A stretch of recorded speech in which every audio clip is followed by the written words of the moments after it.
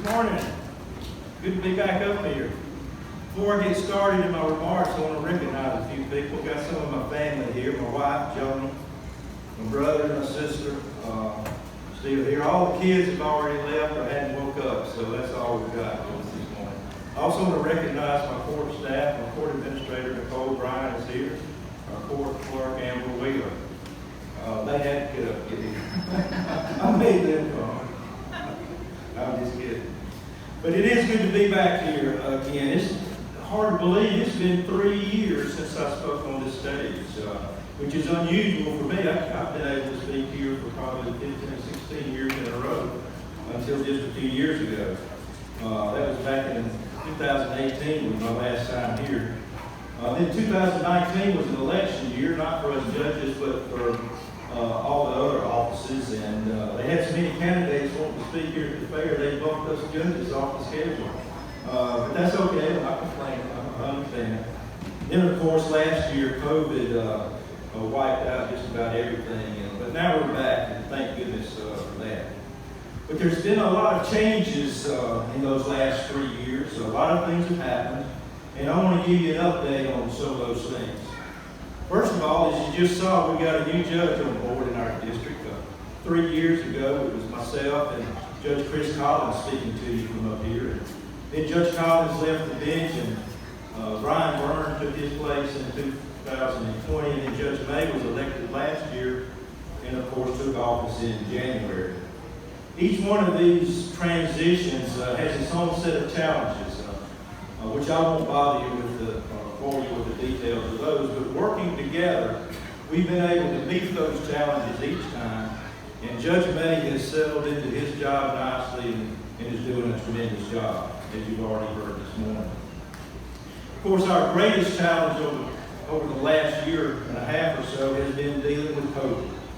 The pandemic has affected every aspect of our lives, and our court system is no different.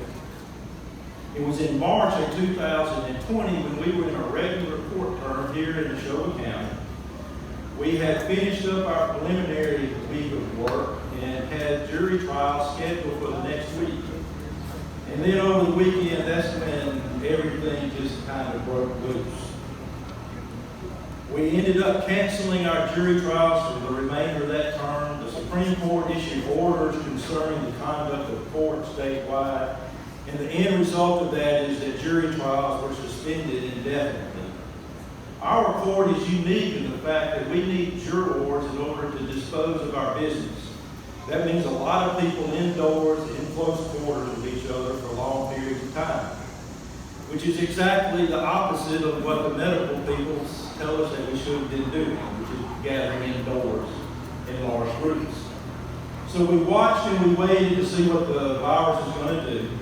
But while we waited, we made plans. We looked ahead about how we were going to proceed when we had a chance. And so we developed a plan for when the virus, if and when it would abate somewhat. I consulted with our state health department, followed their recommendations, and also followed CDC guidelines and waited for an opportunity for us to restart our court system. I won't go into everything that we did, but we did things like we planned to impanel our jurors in larger venues, like the Neshoba County Coliseum. We excused jurors who had underlying health conditions. We required the wearing of masks in court. And we limited the number of people who could be in the courtroom when we moved back to the courthouse. You know, in situations like this, there's always some level of risk that you have to accept. But our goal that whenever we started back court was we're going to make the courtroom environment as safe as we could possibly make it for everybody involved, especially the jurors who were coming to serve. Then in the fall of 2020, we had our chance. The infection rate had dissipated somewhat and we got back to work.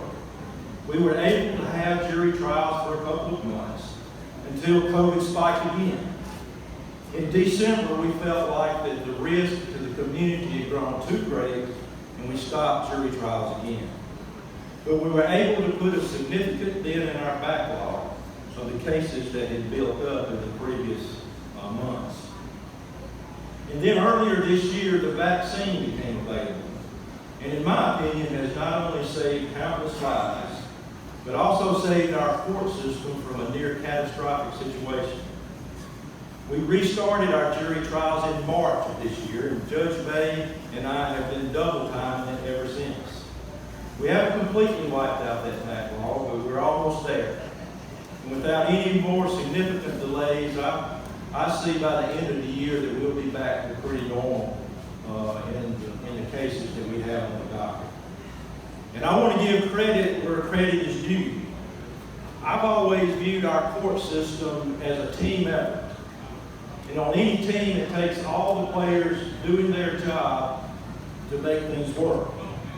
And this has been a total team effort that has enabled us to do what we've been able to do over the past several months. Judge May and his staff have done a fantastic job. I remember how hard it was when I transitioned from being district attorney to judge just a few years ago. And Judge May's been able to do it in the middle of a pandemic. Our court administrator, Nicole Bryan's been awesome.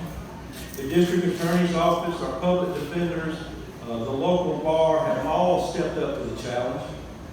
Our court clerks, our sheriffs, and their staffs have gone above and beyond their normal duties. And I want to say that there is not a court district anywhere in the state of Mississippi that has a better group of court clerks and sheriff's departments than we've got. I wouldn't trade them for anybody. They are second to none. But everybody has come together and made this work, and we've done it as good as anybody in the state. When I became judge, it was my goal to do my part to make our district the very best circuit court district in the state of Mississippi. I wanted it to be a place where attorneys and litigants could come and get their case heard in a fair, professional, respectful, and timely manner. I never envisioned that we'd have to deal with something like COVID, but we've been able to do it in a safe and effective way. I want to encourage everybody that can hear me to take this pandemic seriously. It is not over, and it won't be for some time. Please take precautions. We all know what they are by now. Consider getting vaccinated. It is our ticket to getting this over with. Taking precautions is not just about you, but it's for the greater good. I believe in the biblical principle of loving your neighbor. It is God's second greatest commandment. Loving your neighbor includes not doing them any harm. It includes doing your part to not spread this virus. Not only will it keep our court systems operating, it will save lives and benefit all areas of our lives. I'd love to talk to you some more about drug forward and some other things, but I promised about back that I'd get us out of here on time. Next year is an election year for us judges, and I'll save those things for then. I think they'll have us back next year since we're going to be up for election. But until then, God bless you, be safe, enjoy the rest of the fair.